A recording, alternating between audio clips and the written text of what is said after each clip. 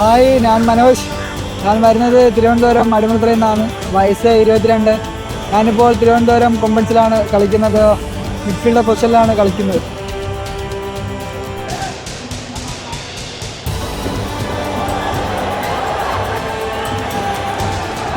മനോജ് കുഞ്ഞുനാൾ തൊട്ട് ഫുട്ബോൾ കളിക്കുന്ന ആളാണ്. കൊച്ചു പ്രായത്തില് ഏതെങ്കിലും പേപ്പറെല്ലാം കണ്ടാല് അതിനെ കണ്ടിച്ചെടുത്തോണ്ട് തൊട്ടിച്ചേക്കും. ഇപ്പോഴും ഇന്നത്തെ തലമുറയ്ക്ക് ഇവൻ ഒരുത്തനും ഉണ്ട്. ഇവനെ പഠിപ്പിച്ചില്ല തന്നെ ഞാൻ ജീവിച്ച് പലയന്തരി.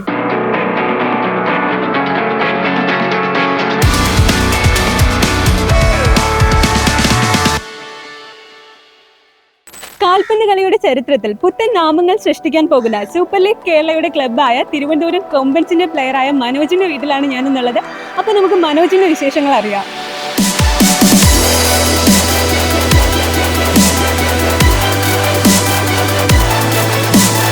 ഹായ് മനോജ്. ഹായ്, എന്തൊക്കെയുണ്ട്? സുഖമാണ്. വീട് കണ്ടാൽ തന്നെ അറിയാലോ, ഒരു കട്ട CR7 ഫാനാണെന്ന് തോന്നുന്നു. CR7 ഫാനാണ്. തിരുവനന്തപുരത്തുകാരനാണ്. തിരുവനന്തപുരം കൊമ്പൻസിനെയാണ് റെപ്രസെന്റ് ചെയ്യുന്നത്. എന്ത് തോന്നുവാണ്? വളരെ സന്തോഷം തോന്നുന്നുണ്ട്. സ്വന്തം നാട്ടില് സ്വന്തം ക്ലബിൽ കളിക്കാവുന്നത് വളരെ സന്തോഷമാണ്. ഇവിടെയൊക്കെ തന്നെയാണോ കളിച്ചു വളർന്നത്? കൊച്ചുനാളില് കടപ്പുറത്താണ് കളിയൊക്കെ സ്റ്റാർട്ട് ചെയ്തത്. പിന്നെ കളിച്ച് അങ്ങോട്ട് പോയി.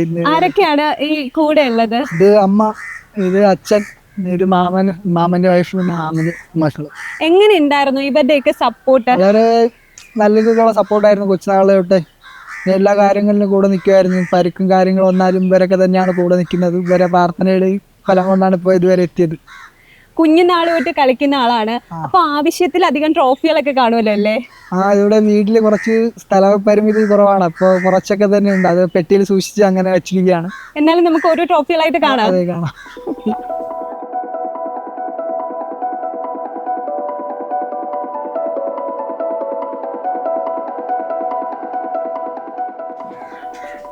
നെഞ്ചിനകത്ത് ഫുള്ള് CR7 ആണല്ലോ. ഈ വീട്ടിൽ എവിടെ നോക്കിയാലും റൊണാൾഡോയുടെ ഫോട്ടോസ് മാത്രമേ ഉള്ളല്ലോ.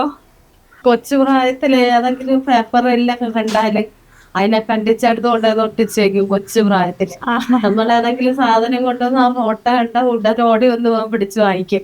അത് കീറാത്ത പോയിക്കില്ല. ഇതിന് തുടരുന്നെന്ന് പറഞ്ഞോണ്ട് കത്തിരി വെട്ടി അപ്പോഴേന്ന് ഇവിടെ ഒക്കെ ജെല്ലടത്ത് വയ്ക്കും. ചെറിയ പ്രായത്തിലെ ഫുട്ബോളിനോട് ഭയങ്കര താല്പര്യമാണ്. അപ്പൊ നമുക്കിനി ട്രോഫീസ് കാണാം.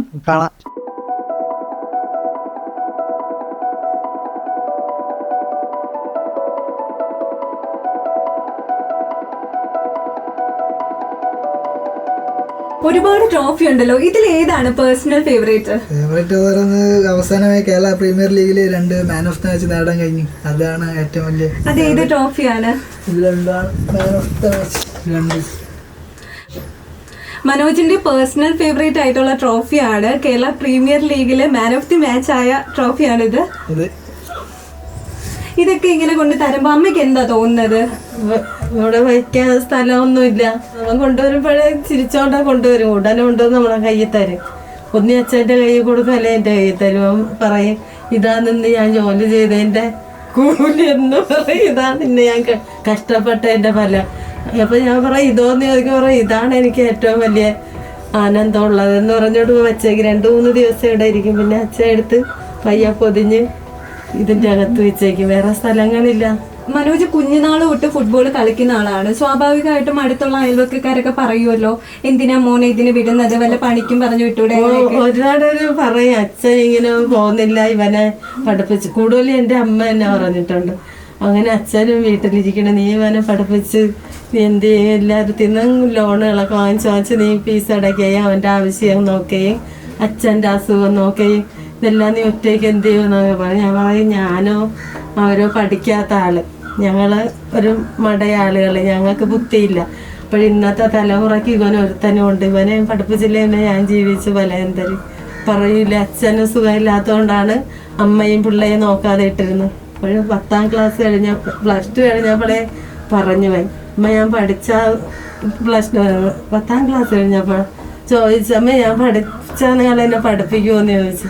ഞാൻ പറഞ്ഞു ഞാൻ ഇവിടെ ആരടുത്തും ചോദിക്കില്ല മോനെ, അമ്മ ജീവിക്കാൻ പോകുന്ന കുറച്ച് സ്ഥലമുണ്ട്, വീടുകൾ, അവരുടെ അടുത്ത് വാതുറന്ന് ചോദിക്കും എൻ്റെ മോന് ആവശ്യമുള്ള പൈസ അവനിങ്ങനെ ബുദ്ധിമുട്ടാണെന്ന്. പക്ഷെ അവിടെ നിന്ന് വാങ്ങിച്ചുകൊണ്ട് വന്നിരുന്നാൽ നിന്നെ ഞാൻ പഠിക്കാൻ പോകണ്ടെന്ന് വെക്കില്ല, നീ എത്ര വേണമെങ്കിലും പഠിച്ചോ, നീ എത്ര ദൂരം പഠിച്ചാലും അമ്മ ഉണ്ടെങ്കിൽ നിനക്ക് എല്ലാം സാധിച്ചു തരും.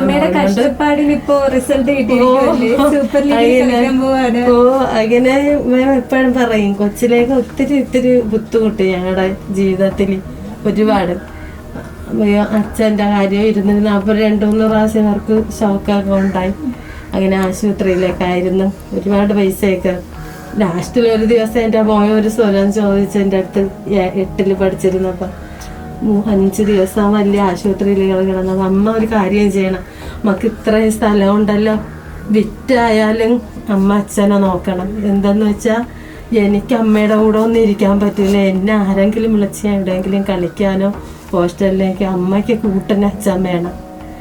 ഞാൻ പറഞ്ഞ് വിറ്റിട്ട് ഞങ്ങളവിടെ പോകും. അമ്മയും അച്ഛന് എവിടെയെങ്കിലും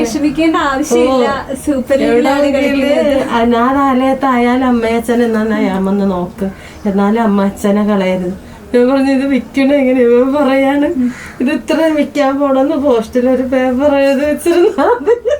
അതിപ്പോഴും എനിക്ക് എപ്പോഴും ആ ഓർമ്മ വരും. ആ കൊച്ചിലെ ചോദിച്ച വാക്ക് പിള്ളേർക്കും മനസ്സിലായില്ല, ഇങ്ങനെ പിടിച്ച് നിൽക്കാൻ പറ്റൂല്ലോ എന്ന്. ലാസ്റ്റ് ലോൺ ചോദിക്കുമ്പോൾ നിങ്ങൾ ലോൺ എടുത്താൽ അടച്ചില്ലെങ്കിൽ നിങ്ങളൊന്ന് അവരെന്തെങ്കിലുമൊക്കെ പറഞ്ഞാൽ അതിന് ദൈവം ഉണ്ട് പോലെ ഒരിടത്തില്ലെങ്കിൽ. മനോജ് വളരെ കഷ്ടപ്പെട്ട് കളിച്ച് വളർന്ന ഒരാളാണ്. ഈ ഒരു നിമിഷത്തില് എന്താണ് ഇനിയുള്ള പ്ലാൻ? ഇപ്പൊ എന്ത് തോന്നുവാണ്?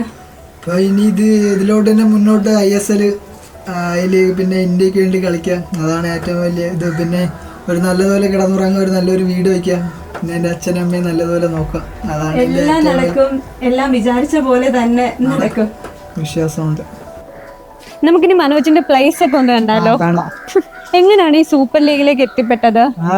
കൊച്ചിനാലിലോട്ട് കോളേജ് എന്ന ക്ലബിലാണ് കളിച്ചത്. അപ്പം ജബിൻ സാറും മാത്യു സാറും വഴിയാണ് സൂപ്പർ ലീഗ് കേരളയിൽ എത്തിയത്. ഏറ്റവും കൂടുതൽ സപ്പോർട്ട് ചെയ്തത് ആരൊക്കെയാണ്?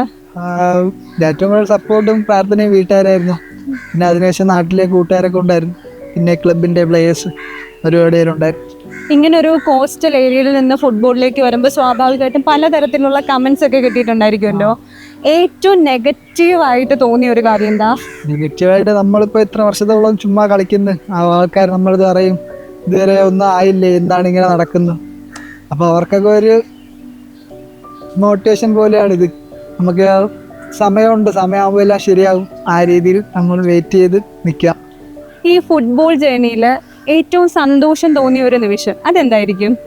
സന്തോഷം തോന്നിയെന്ന് വെച്ചാൽ ഫസ്റ്റ് ടൈം കൊമ്പൻസിൻ്റെ കൂടെ ഗോവയിൽ പോകാൻ പറ്റി. അത് ഫസ്റ്റ് ടൈം ഫ്ലൈറ്റിൽ പോകാൻ പറ്റി. അത് വളരെ സന്തോഷമായിട്ടുള്ളതാണ്. അവിടെ പ്രാക്ടീസ് ചെയ്യാൻ പറ്റി, ടീമിൻ്റെ കൂടെ കുറേ പ്രാക്ടീസ് മാച്ച് കളിക്കാൻ പറ്റി. കൊമ്പൻസിൽ നിന്ന് കിട്ടുന്ന സപ്പോർട്ട് എങ്ങനെയാണ്? വളരെ കോച്ചസും പ്ലേയേഴ്സും ഭയങ്കര സപ്പോർട്ടായിരുന്നു. ഞാനിപ്പോൾ 2 ദിവസം 3 ആഴ്ച ഇഞ്ചറി കഴിഞ്ഞപ്പോഴാണ് റിക്കവറി ആയി പ്രാക്ടീസ് സ്റ്റാർട്ട് ചെയ്തത്. അപ്പോൾ ആ ടൈമിൽ പ്ലേയേഴ്സ് വളരെ കമ്പനിയായിട്ട് നമ്മൾ മോട്ടിവേറ്റ് ചെയ്ത് ഇതിൽ നിന്ന് ഇഞ്ചറിയിൽ നിന്ന് മാറി നമുക്ക് വീണ്ടും കളിക്കാൻ പറ്റും. ആ രീതിയിൽ നല്ല മോട്ടിവേറ്റ് ആയിരുന്നു എല്ലാവരും. നമുക്കൊരു ഫൺ ഗെയിം കളിച്ചാലോ?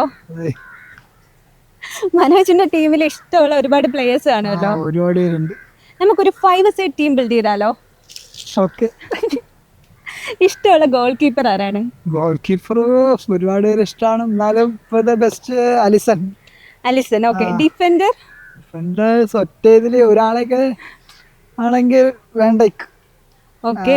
മിഡ്ഫീൽഡർ 2 പേര് പറയണം. ഫീൽഡേഴ്സ് എൻ്റെ ഫേവറേറ്റ് കാൻഡേ ആണ് മിഡ്ഫീൽഡിൽ. പിന്നെ current stars Jude Bellingham. Okay. Forward Vinicius. Okay. Manoj കളിച്ചു വളർന്നത് ഇവിടെ നിന്നാണ്. അതെ. I don't ever slow up, no I don't take shit. I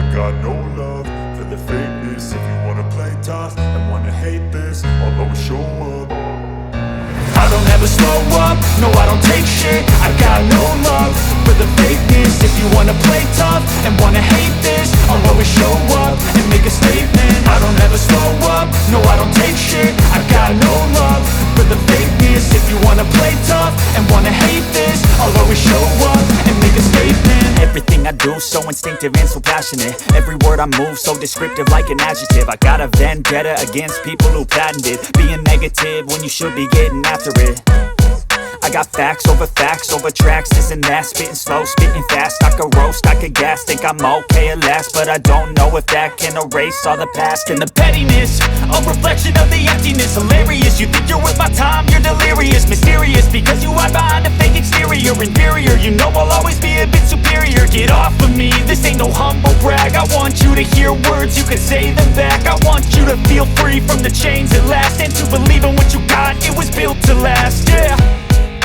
Now that I've been put through hell, I never got anyone's help. I had to do it all myself.